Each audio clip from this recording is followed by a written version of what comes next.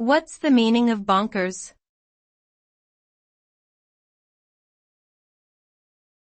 Bonkers.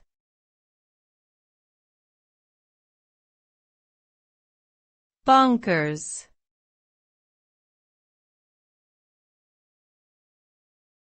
Bonkers.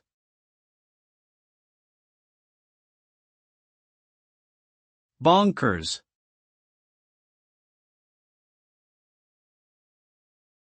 The term bonkers is an informal adjective used to describe someone or something that is crazy or insane. It is often used to express disbelief, shock or amazement at a situation or behavior that seems irrational or nonsensical. The word originates from the British English slang phrase bonk, which means to hit or strike. Over time, bonkers has evolved to convey a sense of madness or craziness rather than physical violence.